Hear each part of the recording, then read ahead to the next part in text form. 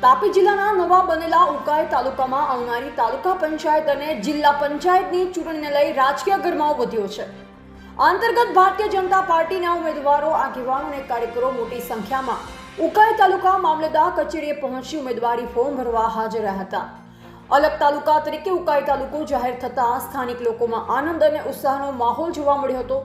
આ નવી ઓળખ સાથે પ્રથમ વખત યોજાતી ચૂંટણીને લઈ લોકોમાં ખાસ ઉત્સાહ જોવા મળી રહ્યો છે. ઉકાઈ તાલુકામાં ફોર્મ ભરવાની પ્રક્રિયા ભાજપના કાર્યક્રમોમાં ભારે ઉમંગ જોવા મળ્યો હતો. આ પ્રસંગે આદિવાસી સંસ્કૃતિ રીતે ઉત્સાહ જોવા મળ્યો.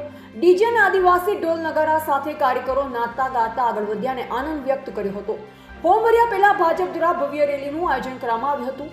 આ રેલીમાં ભાજપના 1500 જેટલા લોકો હાજર રહ્યા અને હિન્દુસ્તાન જિંદાબાદ બોલી અને ભાજપના ઝંડા અને સૂત્રોચ્ચાર સાથે ઉકાઈના મુખ્ય માર્ગો પર રેલી પસાર થઈ હતી, જેમાં પક્ષની એકતા અને શક્તિનું પ્રદર્શન કરવામાં આવ્યું હતું. ભાજપના આગેવાનોએ પણ વિશ્વાસ વ્યક્ત કર્યો હતો કે આવનારી ચૂંટણીમાં પક્ષને બહુમતી મળશે.